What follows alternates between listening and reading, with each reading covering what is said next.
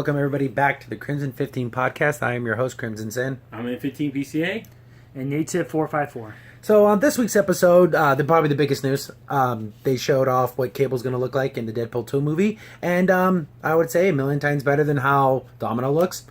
He looks rough and tumbled, haggard, looks like he's been through a lot of wars. He's killed a lot of people, and he looks pretty cool. He's kind of a bad egg. And his look doesn't have a lot of CG to him. He's actually looks Just like his hand, real. his arm. Yeah, his arm is metal, and of course that could be And the CG. glowy eyeball. Yeah. Other than that, everything else looks good about him. Looks down to earth, like you can actually see this guy going out and doing stuff. Yeah, he looks grizzled. Yeah, Yeah. that's what I like about it. He has an edge to him.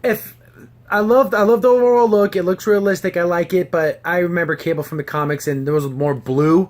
This just looks like straight up mercenaries, military guy. Yeah, green and Yeah, it's just green and brown. Like, I would like to have seen maybe some X patches, a belt with an X on it or something, but, I'm nitpicking. Yeah, or even like an Yeah, X on it's the shoulder or something. Yeah. There's too. He doesn't have that kind of like black around his eye. You don't really see Yeah, I it like that well. tattoo, but... Tattoo, I mean, it's fine. I mean, again, that's just another minor nitpick. Yeah. But there's two pictures. There's like a full body pic with him and his gun. And there's like another one with him like with his finger up to his face, like saying shush for some reason. But you can see on that close up on his face, you can see he's pretty scarred up. Yeah, which is what Cable is. He's always beat up and ragged. And basically, Cable's storyline is so crazy. He's basically Scott and Jean's son from the future who came back to stop Apocalypse. But during that time, because he comes back from the way future... We're talking about 3,000 Yeah, he's plus. super in the future. He comes back, but then he kind of messes up what Bishop was doing because he was a time traveler, but he was the time traveler before him. So they're kind of screwing each other's future because Cable doesn't care about what Bishop is doing. He only cares about stopping Apocalypse. Exactly. Yeah. So Exactly. but the story's so convoluted, flipped over, twisted over 10 times. I don't even know what to do. It's so crazy because Bishop was trying to prevent a virus outbreak, but Cable has to make that virus happen because it makes the new mutant genes for the mutants to come back. Because they were going to start dying off. So it's this weird kind of Yeah, the storyline is this can you really change the future? Is it predestined? Or are you just pushing the goalpost? And it's going to happen anyways. Exactly. So it's like that weird story, which is really complicated. See, I'm wondering what the circumstances of him being in this movie is about. Is it going to be Deadpool just happens to run into Cable, or does Cable is looking for Deadpool for something? Like, we don't know. Well, I'm already hoping they already have the story kind of planned out because at the end of the first Deadpool, he mentions Cable's going to be in it. So I hope it wasn't because, Deadpool said Cable's going to be in it, now we're going to do it. Hopefully it was a little more forethought. Yeah, I just hope he doesn't show up and just fighting people and on purpose. Yeah. Not in the current comics, but before, probably about 5-6 years ago, there was like a Cable Deadpool run, and it was that whole, you got a super serious soldier in Cable, and then you got a complete goofball moron in Deadpool, and it was funny to see these two characters working together all the time, just because, there's pictures where the Cable's fighting a war, and then Deadpool's like whipping out his DS, and he's like playing a video game. He's like, the Deadpool, get in the fight, stop being an idiot. Exactly. So, I'm wondering if that's the reason why they put him in the movie, was just for gags. I hope not. I hope there's story there. Yeah. Because this can tie into everything. You have Cable now, which is the time traveler guy. Yeah, you can do anything. You can fix things, you can damage things, and it doesn't matter. And, just going back to his look, the only thing is a lot of people brought up he has a teddy bear on his belt. Like, that is a little odd. It's super weird. Like, I in all my just in my memory of Cable and the comic stuff, I don't really think that was ever a thing. No. Like I said, it could be an item that Scott and Jean gave him, and he just wants to hold on to it. Yeah. Or just a little memento. Yeah. And just for me personally, I'm kind of firearms kind of guy. So as soon as I saw that gun, I'm like, oh, it's a Chris Vector. And then people are like, what's that crazy gun? I'm like, I know what it was. Basically, it's a Chris Vector, which is a SMG submachine gun, a modern day, like our time submachine gun. But it's kind of modified. It has a Thompson stock, like a World War II Thompson wood stock on the back. It has a M203 grenade launcher, which I guess you could do on an SMG. I guess you can just connect it that way. It'd be hard to pull the trigger because whatever. You have to arc it. And then it looks like it has a humongous muzzle brake on it, but this is a 45 caliber gun, which is a pistol round. So you wouldn't need this big old honking gigantic muzzle brake on it, but I'm thinking they should do it because aesthetically it looks cool. Yeah, and also you never know. He's from the future. Maybe it shoots like a special round. Yeah, so it's just a little machine gun. Yeah. So unless it's like modified to shoot lasers or something like that, we have no idea. And another thing that kind of bothers me on this costume, his grenades for his grenade launcher are facing the wrong way.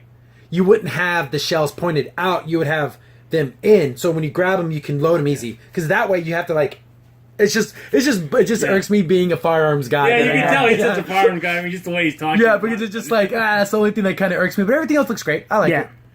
Yeah, like I said, and also, who's that? Is that? It looks like grenades in his pocket. Yeah, he has all kinds of. So he's ready for war. Yeah. He's a war dude. He's things going on. Another thing too, I know. You wouldn't be able to show this unless you did it visually. Is I can want to see the cube. He had the time cube. Yeah, see, that's the thing. Like, he does have his technovirus arm. You can even see that it's kind of going up on his neck. Yeah. Yes, you can see that. Yeah, that it's so. I'm wondering how much of that they're going to bring into it. Yeah, hopefully just don't say, "Oh, it's just my cybernetic arm." Like, I want it to be. Deadpool's such a strange movie. They could like start out with like a Terminator type world, everything's being destroyed, and you see Cable jump through like a time jump, and then he like lands on top of Deadpool. And, oh, here we go! Here's our adventure. There's so many different ways they can do this. Yes. Exactly. And hopefully they don't do something too stupid, but you know what? They can go a little silly with it. Yeah. It could be, So we'll see. I just hope it doesn't turn into like a Colossus of the movie, even though Colossus was good in Deadpool. But I don't want him to be that super comic relief. Because he has so much. Because not saying that Colossus doesn't have story. Cable kind of has global story when it comes to the X-Men world, with everything to do with Cable, with Bishop, and with the Technovirus, with Apocalypse, time with the travel, Four Horsemen. Yeah, and not only that, for what he's done already, that all ties in. But for Colossus. I mean, despite if you read especially the new comics of Colossus, he's kind of one-dimensional, and that's why I kind of like Colossus. I like my He's Colossus a good guy. Like he's a good He's a good person. He's a good person, and that's why that's what they kind of portrayed in the first Deadpool movie. So this one will be able to. He'll be the straight guy, but yet, like what Crimson Sin was saying, you'll be able to see all these maybe potential different storylines. But there's only one huge problem. Where's his afro? Yes. He doesn't have a there you giant go. afro. That's true. But definitely after the disappointment of Domino's look. Yeah. Not saying anything about the actress or her abilities, just saying just the look, not looking like the character. Cable literally kind of redeemed that. He looks like the character. Yeah, he does. There's not some silly reimagining of the character. Yeah. Now we just got to find out if he can act and pull off. Yeah. Some of If his... he can see, it's so weird. What kind of Cable are we going to get? Yeah, I want the more smart alecky Cable, because in the X-Men TV series, Cable was always a wisecracking jack, all the time. And he would make literally these wisecracks and funny things, and I want that Cable. But sorry about that. My phone just went off, so if you guys heard that on the podcast, it was because my phone's being stupid. But anyways, definitely great. I just want to, again, there's just so many different what ifs, but they handled it the first time really well. So I'm looking forward to it. So there's no reason to worry about the actors they pick or anything, because first one was great. Yeah, so I think they're going to continue that. So moving on to other TV, well, not TV, but movie news.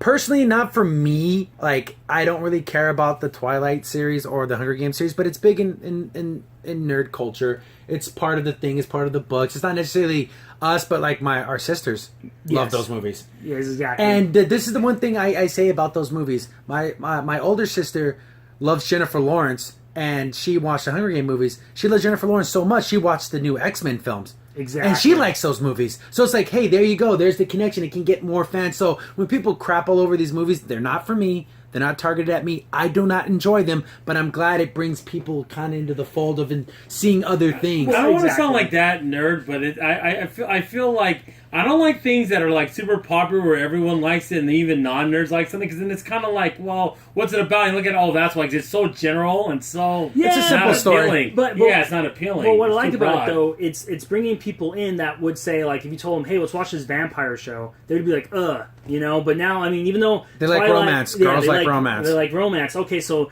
even though I know people say that Twilight's not a real vampire type story, but hey, at least brings them into the world of fantasy. It brings them to the realm of that, so you can be like, hey, why don't you check this out? Why don't you look at this? Well, the only reason why we're even bringing up these two things is because Lionsgate, the producers of the films, they also make a lot of the cool movies, make a lot of bad movies too, but they are they're tossing them around the idea of just continuing the story without the authors and without any connections to the book series.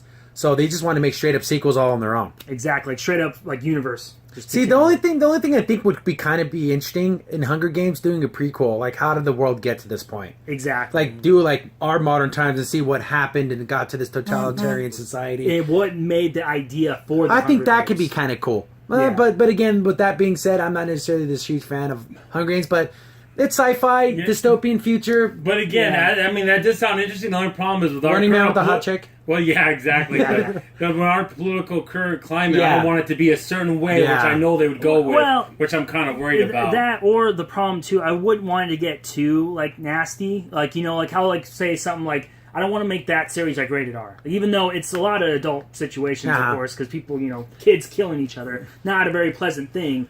But I just want to watch a bunch of preteens kill each other. Exactly. I don't think that's going to happen. I think they want to keep it PG-13 because they got to get the teenager crowd. I'm hoping. I'm not too worried about that. And personally, the idea of someone taking someone else's idea and then saying, "I'm going to reimagine it my way with none of your input," I don't like that. They should at least have them involved some way. Okay, well, how about if you were going to continue the story, how would it go? Or if you were going to do with this, how would it go this way? Or even their blessing of being like, I talked with this guy, like we kind of, Or who wrote the books. Which is kind of funny because I think the lady who did Twilight kind of said, "I'm done with it. I don't want to write any story. Like I'm literally done with it." And she wrote literally the most fanficky thing. I thought this was a joke when I heard about this a couple years ago, but she literally rewrote the story and swapped the genders.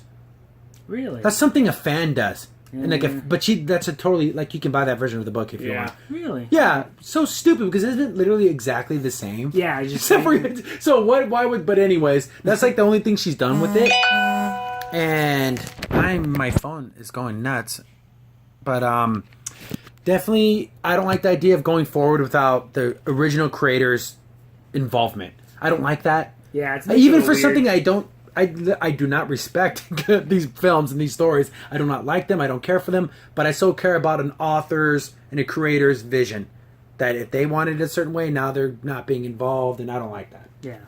But but they'll sell millions because they love that kind of stuff. Oh man, yeah. If you said Twilight knew anything, it's done. I'm sorry. When I know this is kind of an old thing. I know some people have said it before. But for me personally, when I look at Hunger Games, I'm like, oh, I remember when this is the Running Man. I like that movie. Okay, I'm sorry. I always will think of Battle Royale and stuff. Yeah, that's I remember that basically.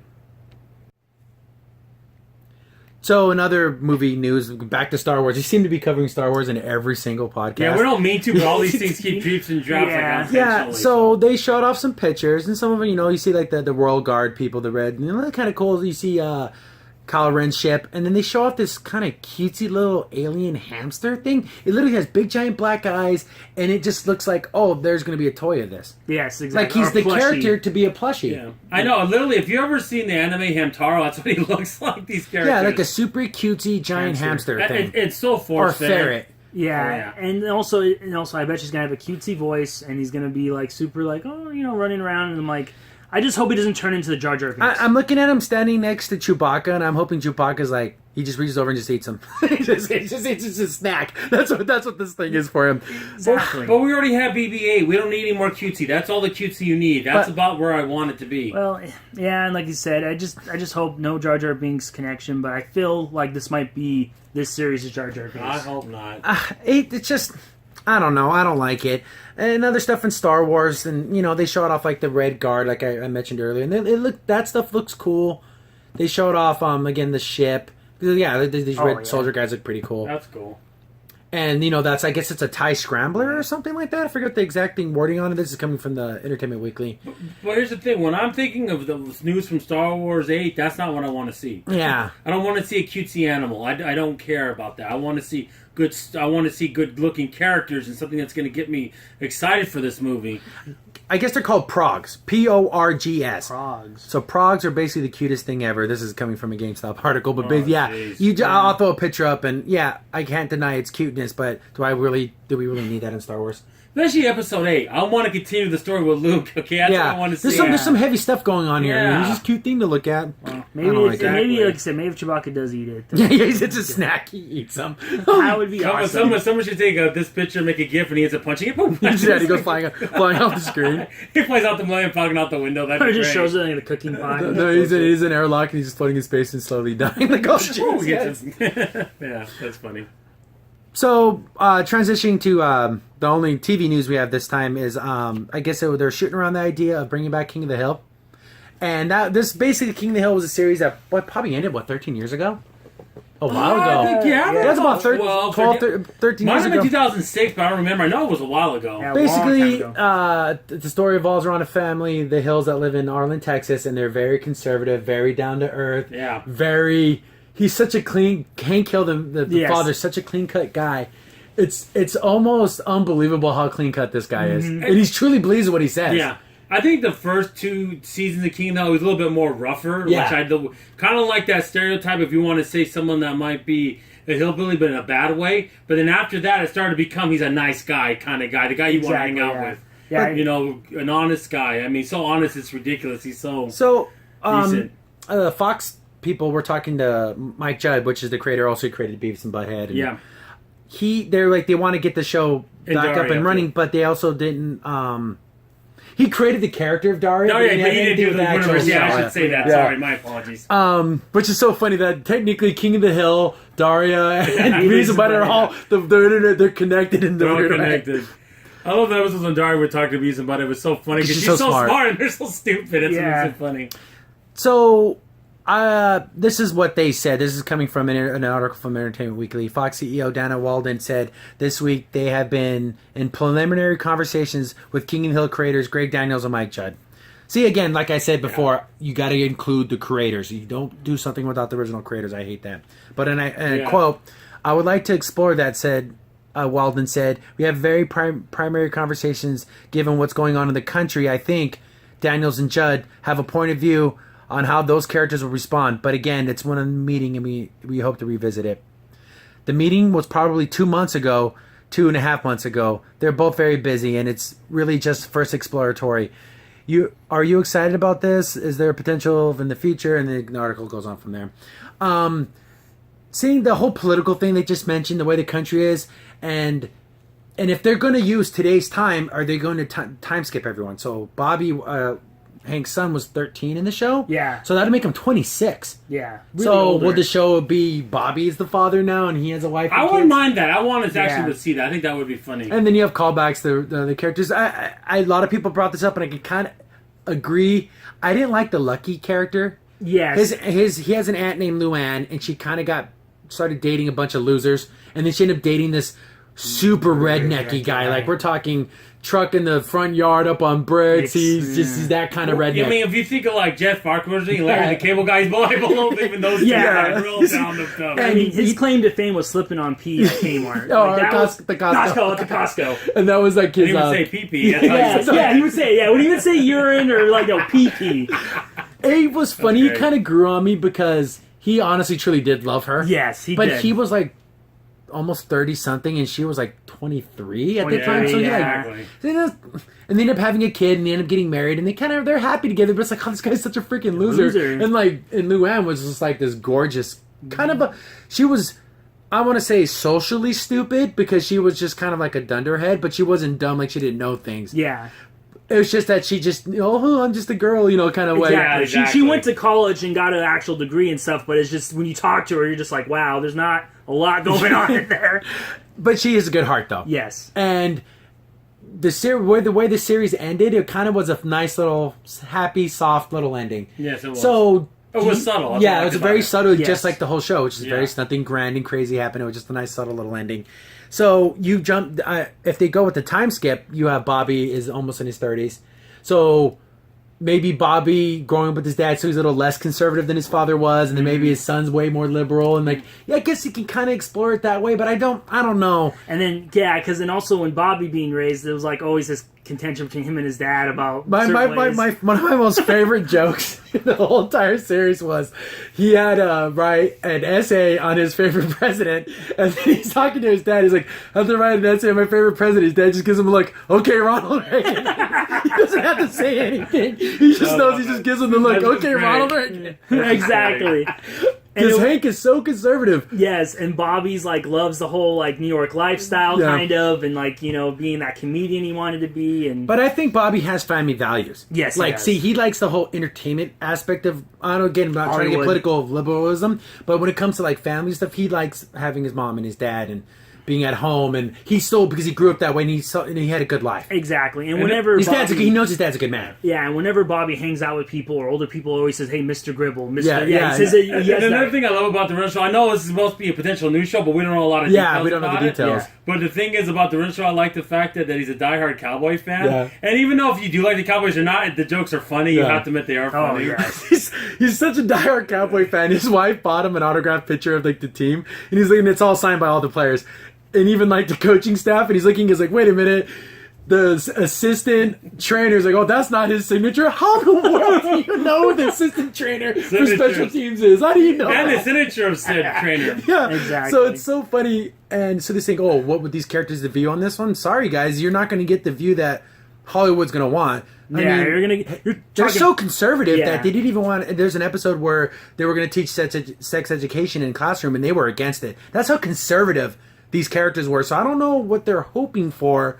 Unless they want to say, oh, Hank Hill had to change his stripes, and now he's like, that would be. I would totally hate that. Yeah, I don't want to see that. I don't want to portray the characters. I just don't like things like that. And in the same note, I'm not just saying that the character has to be conservative because I like conservatives or I like liberals or I like this.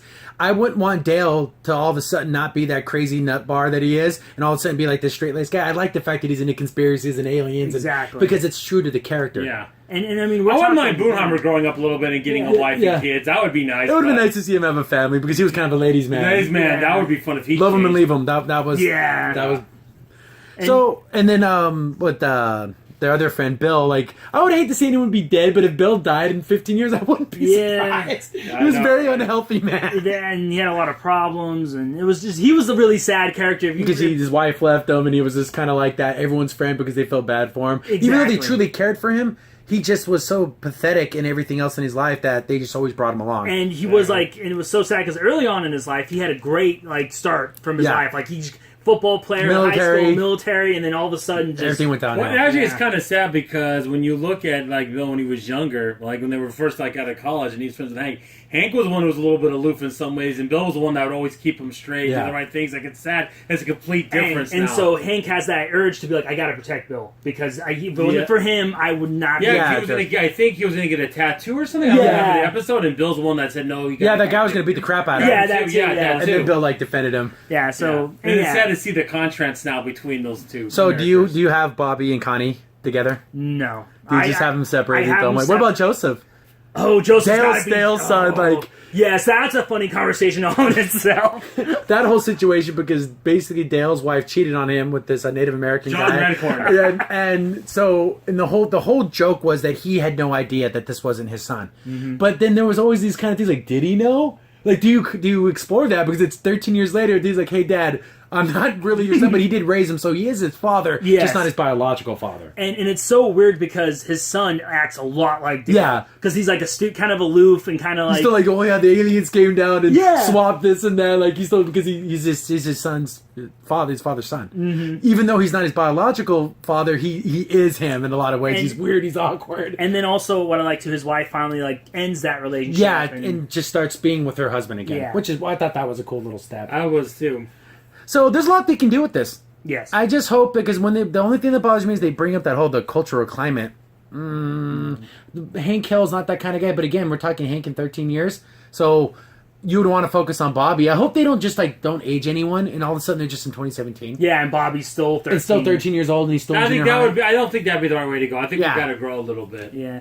And also, I mean, what do you expect? They're 4 Texans. I mean, they changed their, what really would 4 kind of, redneck Texans really think about the world today? Yeah, they would be very... sorry, don't say. There'll probably be guys who voted for Trump. I know that's probably going to kill a lot of people. Think about it. This very conservative people. They would not have voted for maybe some third-party candidate or whatever, but they would not have been Democratic supporters in any way. No way. They'll probably would have voted for a third-party candidate, but not the rest of them.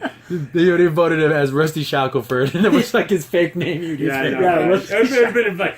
for a joke, like it set it up for a joke. So again, you can tell we're fans. We know the characters and everything, and so if this ever comes to fruition, we'll definitely cover it.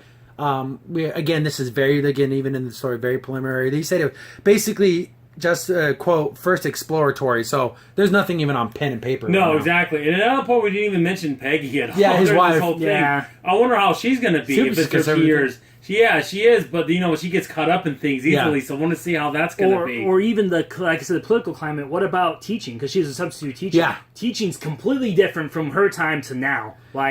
So it would be interesting to see an episode just on that. Yeah, she was a realtor for a while too. Yeah, she was. It's so weird. I think maybe one season, maybe a couple seasons. Yeah. But that's the only thing that kind of went on TV news. There's some other stuff floating around in the movies and everything. There's like a Hellboy remake, but we're not really into Hellboy, so I don't really feel like He's a poor man's Spawn to me. Sorry, I don't care. I just don't feel like I have the authority to comment on it because I really don't want to. Yeah. So, if more news comes out of it and it looks really cool, we might cover it. But I'm not Hellboy guy. Or a trailer. Yeah, or if there's a trailer, we'll cover it. Yeah. When Del Toro did the monsters for I like Hellboy the makeup 2. Oh yeah, the makeup, especially for Hellboy 2. And I'm a big Del Toro guy. I still didn't want to watch it. I'm sorry. I like his work. Pan's Labyrinth's amazing. It's an older movie, but go see it. It's he did. Yeah. If you want to see cool monster makeup and how you do story and how to do CGI right, when you just do CGI subtle, only where you need it, and then everything else is it's great stuff. Great stuff. But transferring, gonna move on to video game news. Marvel vs. Capcom had like a YouTube video that was uploaded, and it kind of showed like a roadmap. So they basically leaked their whole entire roster. And I'm looking at it, I'm kind of, I don't know, not saying I'm disappointed. It's just that I'm just disappointed in what's not there. Yeah. It's a little strange. I know I'm trying to bring up this, Yeah, because what I saw from the rosters, I mean, of course, we all know Ghost Rider was leaked a couple days ago, which was really cool. But again, another character from Marvel vs. Capcom 3. We're kind of looking for more of those. Again, people were bringing up a lot of Marvel vs. Capcom 3 characters. Yeah. And I understand that, like, maybe money constraints and all that, but you got to give us something that can, like, oh, cool, I can't wait to play that character. I haven't seen him in that roster yet. So, this is coming from Eurogamer, which was posted, like, a couple days ago. So, this is probably the most recent one. I'm going to go down the full list. Arthur from, the Ghosts and Goblins series. Chris from the Resident Evil series. Chun-Li, Dante, Firebrand, Jedha. Monster Hunter, which is so stupid. He doesn't have a name. His literal name is Monster Hunter. It's so dumb. Morgan, Nemesis, Ryu, Spencer. Spencer is the Banacam other guy. Yeah, yes. Yeah. Why can't it be Super Joe? Super Joe's my favorite. Strider, Mega Man X, Ant-Man, Captain America, Captain Marvel, Doctor Strange, Gamora, Hawkeye, Hulk, Iron Man, Nova, Rocket and Groot are one character, Spider-Man, Thanos, Thor, and Ultron. It's not a bad list, but there's just certain things that are just like, where's the other stuff here? I'm not seeing, again, the mutants. Yeah. Yes. They screwed the mutants. I know that was kind of like, we kind of knew that, but we were always hoping that, maybe they're really going to put them in. Maybe there's going to be a secret reveal. Maybe, and I guess we just got our confirmation that, nope, we're not going to get a single mutant. Maybe as a DLC, but I don't even know at that point. Is it? Maybe in the future? I'm not buying this fighting game right away. I'm just not. Yeah, I'm going to definitely wait on it. It doesn't have my just because even if the mechanics are good and all, there's just characters that where's Wolverine? He's been in every single flipping Marvel vs. Capcom game since forever. And it's kind of sad because the mechanics of the game look great and the way it plays, but I just wanted different characters. I can play Marvel vs. Capcom 3 and get most of these characters. Yeah, and play almost and get the same amount of what I want to say enjoyment because Capcom doesn't believe this. We play because we love the characters, not because of their movesets, not because of their abilities.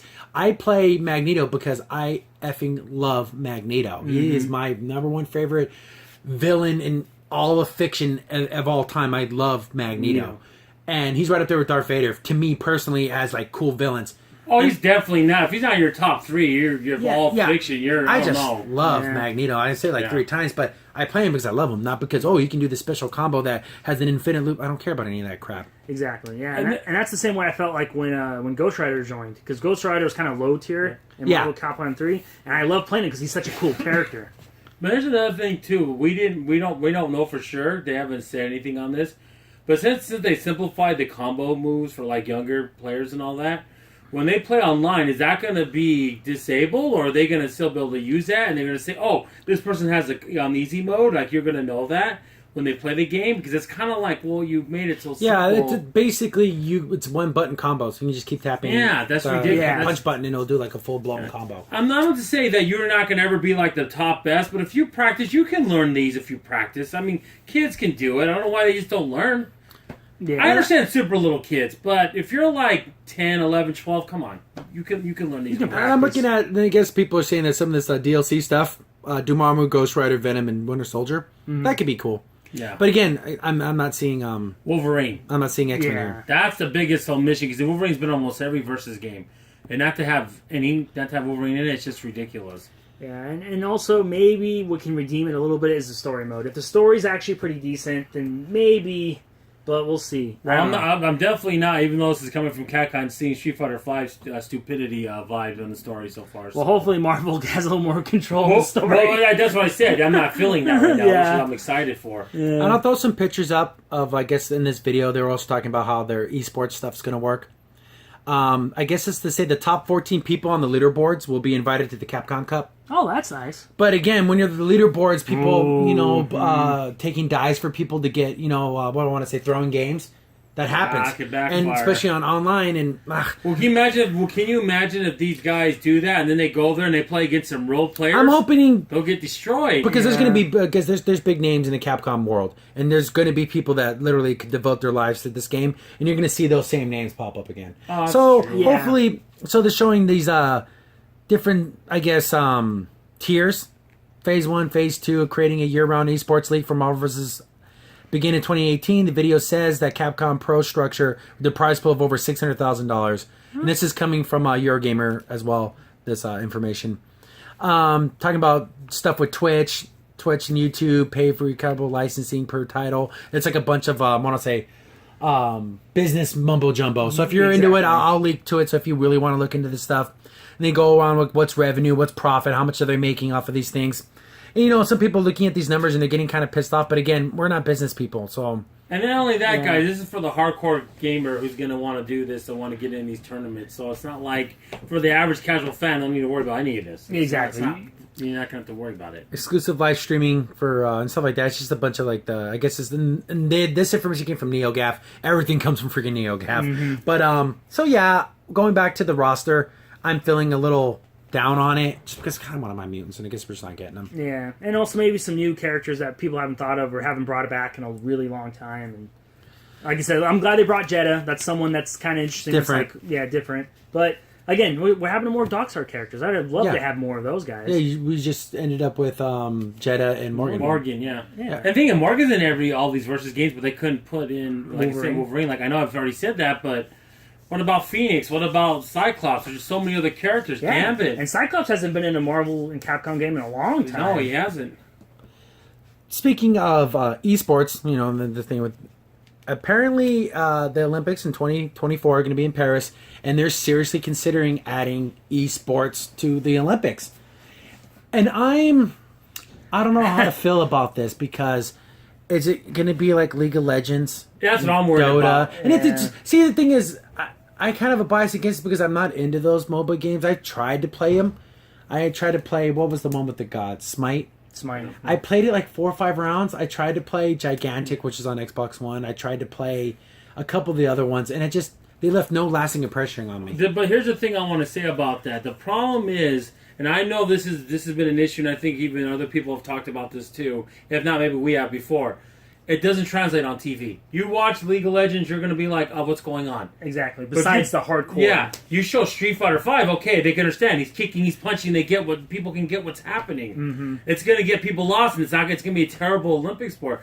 I even say maybe even if they want to be more adventurous, even put Madden or put football, sports games. A sports type game. See, it's just so weird. Do you do like racing games? Do you do stuff like that? Because is it going to just be like, you're going to have Overwatch? I mean, because again, with Olympic sports, it's not like, the 100-meter dash, but this time there's there's no, it doesn't change. It is what it is. Yeah, exactly. And video games changes so often. Like, are they going to put something like Counter-Strike Global CSGO on there? That's like a violent game where we're shooting each other and stuff. Did they really want to put that on the world stage? Yeah. Oh, we're killing each other in this but now virtual that's world. why I was saying you have to maybe keep it to sports.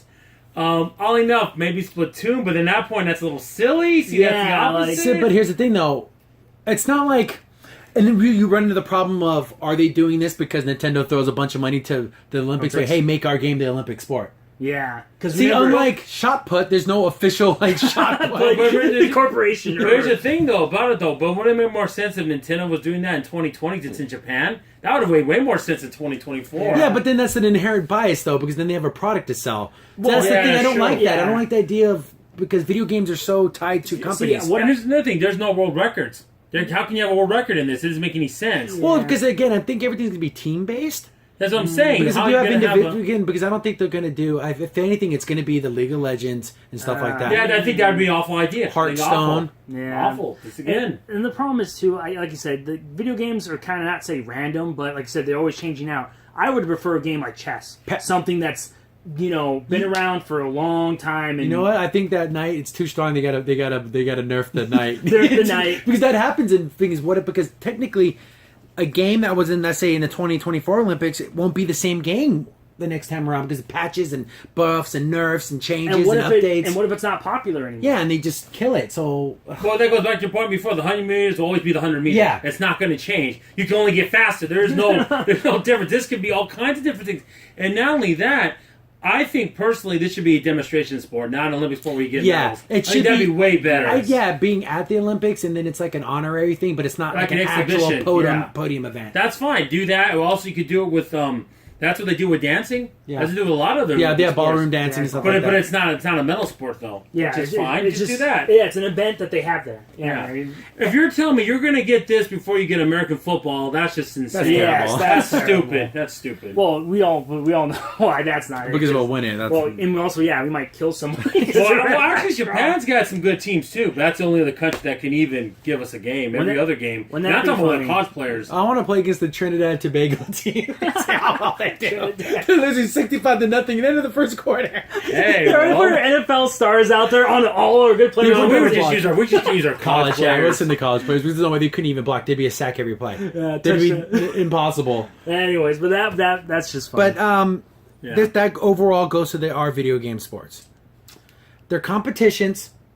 I don't know if I can truly call them a sport in the sense that yeah, that's the difficult is thing. poker a sport then? If you want to say Street Fighter V is a sport, then why not poker? Yeah. Why not professional Monopoly players? Why not Scrabble competitions, Boggle tournaments? Here's the Are those thing, sport athletes? I don't. Again, I love watching the Capcom Cup, like you said. I Evo. like Evo. I like those things. I think they're wonderful They're times, competitions. but they're separate from what real sports are. They're just not. They're not real sports to me. So here's the thing. What about the Rubik's Cube solvers? Is that a sport? Are they athletes? Yeah, They're see, physically it's- doing something more physical than playing a video game. And like you said too, like it's a hard category to categorize. You're saying that you're a athlete. I just want to say that's why I like saying it's a competition. yeah. It's not a sport; it's a competition. Because guys, if we're talking about video games, here's another point. What if I know they would never do this, but what if the game is Pac-Man? I mean, people say, "Oh, this is silly and stupid." Well, that's a video game too. So what are you or getting kind Tetris. of? Or what Yeah. about speedrunners? Yeah, Is that part of the sport too? I beat this game faster than somebody else. Why is that any less of a sport than Dota or League of Legends? Exactly. See, they'll probably start adding those too, and then you start glitching the game, but then you're doing. See, it gets really. See, it's super weird. So I just don't. That's a can of worms because then you're going to alienate the gaming community, saying, "Oh, these games are sports, but those games aren't." yeah, those are just games. Yeah, those are just. It's so I don't like it. I don't like it. I just make it like I said, an exhibition, and where they don't get medals, and that'd be fine. Yeah. Just do that. Yeah, it'll bring the new. I know what the Olympics are probably thinking too. It'll probably bring a lot of kids in here because then kids will start watching. The I Olympics mean, again. like I brought up poker, but why not Magic the Gathering? yeah, Why not Pokemon cards? That's super popular. D&T. I mean, if you want to get that niche about yeah. And I just don't like the whole idea that you get into this whole conversation about what's a sport, what's not. I just consider those competitions, if they put them in the Olympics, like you said, it should be just a showcase thing, and not necessarily at the Olympics, but it's in the Olympics. You know what I'm it's saying? there, and they Yeah. can have a little fun moment, and they can win. And then at that point, it's a demonstration. I know the Olympics are against. Maybe they'll win prizes or something. Do something They like already, that. they already have world championships for all these games. That's what I said. Yeah. And Overwatch is starting up its league. It's like a professional league soon. So it's like we already have outlets for gaming. Yeah, exactly. I might even take out some nerds then at this point. But what I mean, that's like saying put Monopoly in the Olympics. I'm Like I sorry, said, that's how I see yeah, it. why not I'm board sorry. games? Yeah. Yeah, they Sorry. where's it in? Again, Risk. Yeah, actually, Risk can go on forever too. But sorry if you hear my dog; she's barking. Speaking about other games, we have the Pokemon Switch game, and they're talking because there was an interview with Game Informer, and they were talking about what the expectations, because the expectations are through the roof. Yeah. You finally getting a true core Pokemon game on a home console, because they've done the Coliseum games, and there was the Gale of Darkness game. Yeah, the DX or yeah, DX something like that, and that was kind of like an RPG. It was super short, but now this is a full blown Pokemon thing. And then you got the quote coming from the creator producers saying, "Oh, hope people don't have their expectations too high."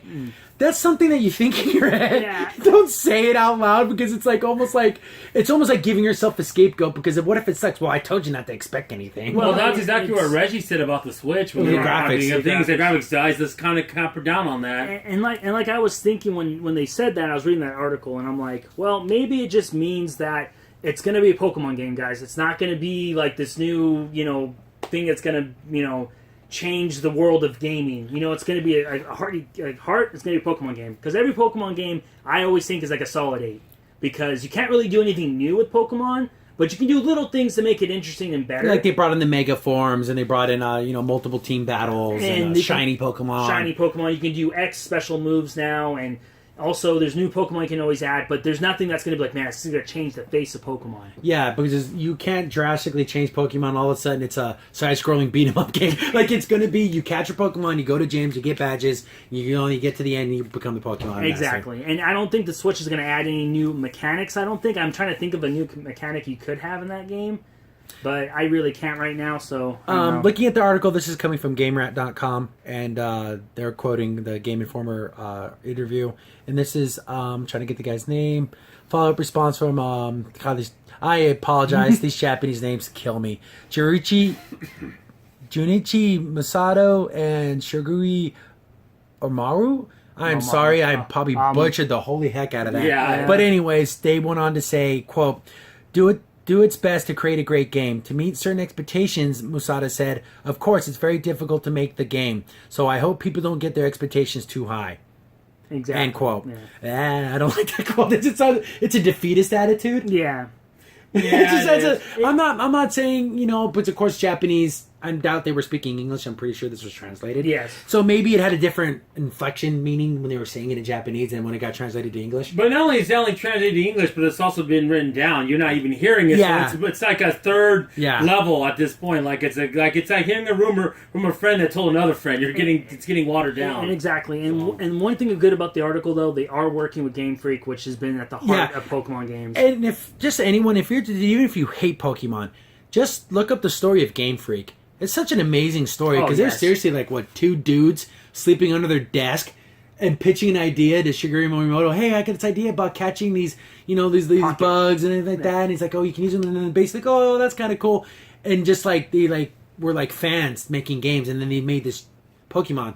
Literally is one of the probably top 10 franchises of all time. Well, I'll put it this way: the Tetris made the handheld popular. Pokemon made it last forever. Yeah, again, because all Nintendo has to do is release, and again, they don't even have to release new Pokemon games. They can just release versions of the old Pokemon games. I'm so excited for Silver coming out in September. I'm gonna buy it when it first comes out because I love the Pokemon I games. think It's coming out for the Switch, right? No, the new remakes of the Game Boy Advance. that's ones. actually Yeah, cool. so because red and blue are out right now, and yellow, and then in September you can get gold. So and it's silver. not just a straight port. It's going to be a remake. That's cool. I want to say that probably Gold and Silver are probably my favorites. Oh, I think I had the most fun. I think it was they came out in the time of my life where I felt like I had a lot of time to play those games, and I was really into it, and I knew all the characters. See, I couldn't name any of the new Pokemon. I just can't. See, the thing is with me with Pokemon, it kind of passed me because I was already an adult at that point. Yeah. Because I'm the oldest out of us 3 years, so it's kind of like I don't mind Pokemon. I do like it and appreciate it for what it is. It's just I never Also, really got into it. I really like the story of Gold and Silver, just the fact with your rival being an actual real, because Gary was just like a kind of a prick. But, He was an 80s villain. Yeah. He was such a jerk. Yeah, he was like, I'm this macho jock guy, but in Gold and Silver, this guy was a jerk. Like, he beat people up, he stole Pokemon. Like, He was a true bad guy. yeah, and he really didn't understand why you were so much better than him. He goes, I train hard, I don't care about feelings, and yet you're beating me. It's kind of the Goku Vegeta thing where Yeah. he couldn't get the idea of like, why is he better than me? Because I love my Pokemon. Yeah, exactly. It's always that story. Because I trust the heart of the cards. Yeah, trust the heart of the cards.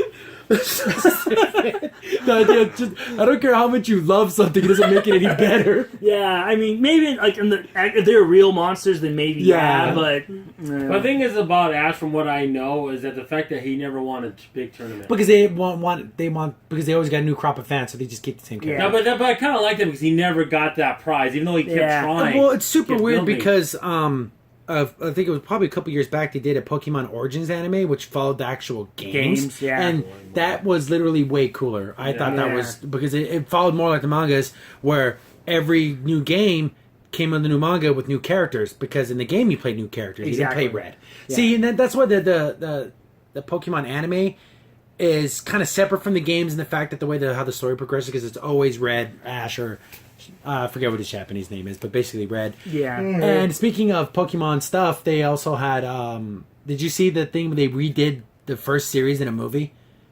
Oh, I didn't. Oh, well, basically they went back and basically did season 1 in a movie form, because it shows them getting Pikachu and everything, and it's Ash, but there's no Brock and no Misty. They changed certain things, but they covered things like him letting go of Butterfree, and like they kind of recap all the big moments, whatever. Oh, Butterfree, bye Butterfree, baby. Bye Butterfree. Yeah, There's so many Butterfree. bye bye episodes. Like, But that was kind of a thing. So they kind of went back. So like, see, the thing with Pokemon, they keep retreading territory, but it's still super popular. So there's no reason for them to change. yeah, They just keep redoing the same stuff. But as for going back to the Switch version of Pokemon, the whole "don't get me your expectations up too high." Well, that's kind of like telling your fans, "Don't expect too much. Yeah. I'm not going to do a good job."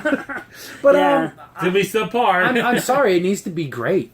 The Switch, but the thing is, the Switch can put out anything. They can really release the Well, original they Pokemon. put that remake of that Street Fighter game, the new Challengers, and it sold pretty crazy. And it's just an insane. okay game. Stacked up against all Street Fighter games, it's just okay. Well, the thing is that that's the one downfall about Pokemon is that no matter what, it's gonna sell. Yeah, it's going to sell, even if it's a horrible game. It could be straight up report of Red and Blue old style on the Switch. People would buy it. It could be a remake of the Dungeon Explorer Pokemon games. Exactly. Somehow change it with a different skin or different Pokemon. Maybe even Pokemon Snap. Yeah, I know, right? Exactly. Well, actually, people are clamoring for that. They want that back.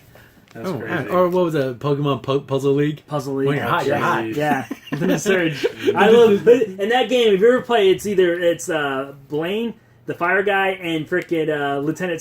Dude, because they Lieutenant say little Surge. quotes from the show. Yes, So stupid. Lieutenant Surge. Oh baby, like oh baby. Or Every time something you get like like a big combo, you say something that. stupid. And also the cutscene in the beginning part. It was like literally. It was on a Professor game. Was it a game? No, N64. And Professor Oak would show up and say, "Oh, Ash, you need to join this puzzle league." And it's like, oh, it's so lame. And they're not moving except for their mouths because they can't. The animation's so bad. Like, oh, great, Professor, I'll be But there. they just showed you the Pokemon can literally do anything and recover from anything. Yeah. Because it doesn't matter. So high expectations don't mean anything because they can just release anything.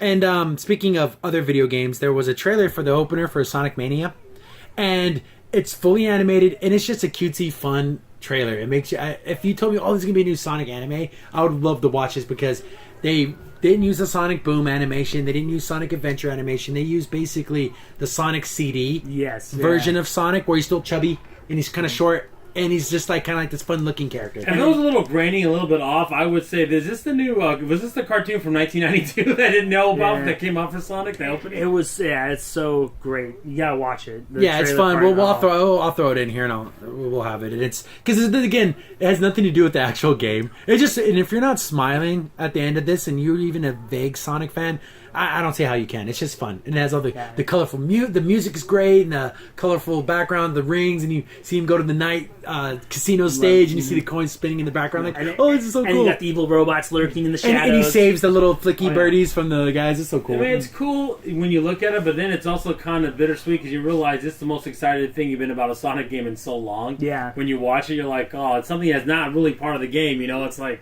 Yeah. you're kind of sigh at the end. Like, yeah, you're liking it, and then you're thinking, oh, great. Yeah, I'm just this hoping isn't going to be the game, though. And I'm hoping Sonic Mania does well because I would want to see more stuff like that. And looking at the actual official page, it has 166,000 views, which is pretty cool for especially something so small. Yeah, definitely. I agree on that. And that I actually forgot to talk about this. There's another big stuff that happened in movie TV news, kind of out of category. But Disney's pulling out of Netflix all their movies. Star Wars, Pixar, Marvel movies all are going to be gone by 2019. And the reason why they're doing this is because, just like we discussed last time with Warner Brothers starting a streaming service, Disney wants to start a streaming service.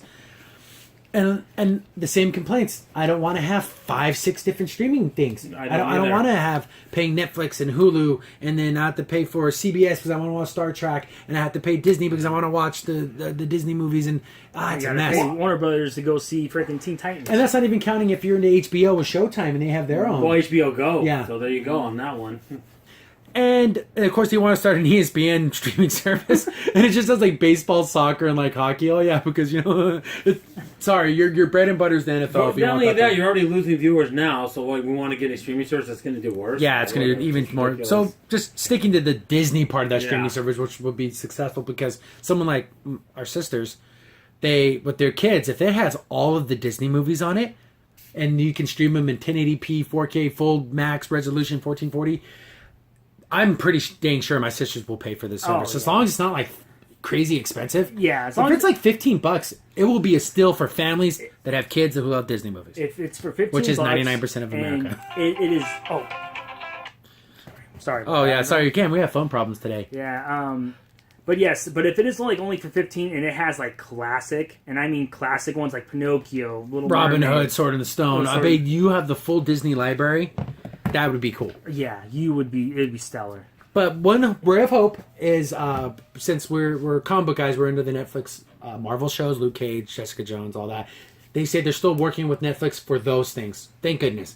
But what I'm worried about, one thing I don't have to worry about, and I was kind of thinking about it, but then Tim told me earlier, before this podcast started, I shouldn't be so worried that the Disney stream to fail for that very reason, for all those big Netflix. Disney hits, for them to say, okay, this is failing, let's get those Marvel shows. Maybe they won't have to do that. Yeah, so hopefully that doesn't end up happening. But that would really and I guess all this is going to go down in 2019. Quoting again a Polygon, I don't like Polygon, but I'm quoting Polygon article here. Quote, U.S. Netflix members have access to Disney films on the service through the end of 2019, including all new films that are shown theatrically through 2018. So this is not going to happen for a couple of years. But as soon as that happens, they're going to just try to transfer everything over to this Disney thing. And Disney has a service already. I got a couple of the, I forgot what it's called. I'll look it up. But I have like Wreck-It Ralph and a couple of movies on there because they were giving them away for free. Oh, and so they have that service, and this is going to be a streaming service. And I hate when companies have multiple things that kind of do the same thing. Exactly. You know what I think we need to happen, and I don't think it will happen? I think all these streaming services need to do kind of like a channel deal with a DirecTV and have it all one thing again with different streaming services where you pay just one fee. Yeah, you pay one $60 fee, but you get access to 10 different streaming services. Yeah, like they do with DirecTV. I think that should be the way. But then Disney's like, I'm going to want 40% of that money. Yeah. Oh, and there's going to be a huge mess. But if yeah, that's true. You just have to pick and choose, and it looks like of course Netflix will always be number one spot for this family. Yeah. And probably Hulu's second because it covers all the other kind of things. And there's Amazon Prime. There's, oh my goodness, just thinking about all these because dropping cable in the lieu of just having streaming services is going to start being more expensive than just having DirecTV. Yeah. So you try to have everything, you're going to end up paying 6-7 different streaming services at $50 a pop. Yeah, or unless the streaming services start literally taking things off of like DirecTV and like cable and stuff. They're like, hey, we're not going to show any Disney's on our Disney show anymore. Like on Stars Network or anything like that. Yeah, and then that's when it starts getting kind of weird because I'm like, are they going to try to like freaking muscle out DirecTV and like Mediacom and all those Dish guys? Network, yeah. Because that's maybe might be the future, but we don't know. But yeah, where everything is per pay to play per thing. So you can, if you just want Disney, Fox Sports, and something else, and Food Network, you just pay for those three things, and that'll be you have to pay 10, 10, and 10 for each of them. Man, so there will never be the a la carte everything package. But that's just theories shooting out there because that's what it looks like it's going towards. Yeah, I think by 2030, 2040, I could definitely see that. Something like that happening. Yeah. It'd be weird. But that seems to be kind of wrapped it up everything for me that I saw. I haven't seen anything big coming out story wise. There's some other trailers from kind of these scary movies, but they're kind of like I don't really know much about them. Like we mentioned, Hellboy and stuff like that. But Yeah, there's a stupid thing for Destiny 2, but it's Oh so yeah, stupid. there's a thing I guess in the UK. If you're part of the Virgin Mobile Internet Service, you'll get access to a certain sparrow that's only available to you. I'm like, can you get any more niche customer? And then if you were to poll everyone, what did you hate about Destiny 2? And that exclusivity will be up there. And everyone's top 5 things they hated. Yes. And what are they doing? They're doing even more exclusive garbage. That you have to be a certain subscriber to a certain thing to get a certain item. And it's like, But it's gonna be each state. It's gonna have a different thing. If you live in Nevada, you'll get this. Yeah. Or it's like you went into Walmart 5 times this day, you get the special Walmart skin that you get. Yeah. I mean, we're doing a little hyperbole here, but it gets to that point. It's sort of starting to feel like it's just stupid. But you need to skip on your left foot for this amount of days, and then you get this special thing. I almost want to Something screenshot someone with that sparrow, like, oh my goodness, I actually found one that actually has this. Like, but I'll maybe run into it maybe 3 times the whole time I play it. Yeah, because it's such a strange. I'm pretty sure it'll be available to people afterwards. Like, But it's just stupid. It's just another dumb thing. and I guess there was a trailer that popped up on IGN for Starship Troopers, Trader of Mars, and it's like a CGI movie. And I kind of like the Starship Troopers movies, but again, I don't know enough about it to really say. Comment on So I it. guess there was books and there was other movies, and I guess there was a couple of TV, like animated TV shows and stuff. So, you know, that popped up, but again, I don't feel like I'm versed enough to actually talk about it big. So that's probably I can't really think of anything else. No. Well, any recent games you guys have been playing? I started playing Dead Island, the definitive edition, because it's on the Game Pass. I'm starting to like say I'm forcing myself to play games, but if it's there and it's in the Game Pass, you know, I'm gonna try it because I can't. Trying to be more cultured because I'm kind of only playing my 1 or 2 different games, and it's okay. It's a zombie game. Go around, you get missions from people. Oh, go save my sister. She's in Bungalow 7 on this island. Go save her. Fight a bunch of zombies. Build weapons. It's a zombie beat 'em up game, but it's pretty decent. Yeah, the main for me is I have like a big queue since my Xbox One of like the games for gold. Yeah. I can download. I'm looking at games like, do I want to download these? I'm like, no. Like, I keep looking at Borderlands. I know it's an older game. I'm like, do I want to try this? I'm like kind of on the fence on it. It looks interesting, but I want to play with other people, and it's like, I don't know. Yeah. Well, probably not. I might not. It's just one of those things. And for me, I actually, oddly enough, on my DS started playing Pokemon. Oddly enough, we were talking about that, but yeah, because I'm like, oh, Silver's coming out soon, and I'm like, oh, let's play a little Pokemon, and then I started playing a little bit of Fire Emblem, actually, for Fire Emblem Fates. Yeah, and then I guess another thing, because I like the Dynasty Warriors games, they're showing off a new trailer, but it looked super choppy. Like, this is like an official trailer, and you can literally see when he's fighting an enemy, his clothes start to glitch and they just change to like another character model. Like, guys, did you notice that? It looks terrible. That was part of the game. You're supposed to transform, Mike. It's Yeah, a second so it's like transformation. there's a couple of those things like that, but for the most part, everything seems to be TV shows, movies for us. Oh, yeah. Because the there's gaming, nothing because there's this word that summer lull of games. Yeah, the thing is, coming up in a month, I'm going to be like working overtime, and some of these podcasts, all the new shows are coming out. Yeah. I'm one that watches almost all of them, so Yeah. especially Then we'll Supergirl. definitely have lots to talk But we'll about. talk about then, definitely in September and October, when all those shows start coming in. I'm trying to think of movies. You didn't get. Did you see Dark Tower? No, I did not. Okay, Yeah, so I can't review it just yet, but... So the only thing I'm looking forward to is guess it.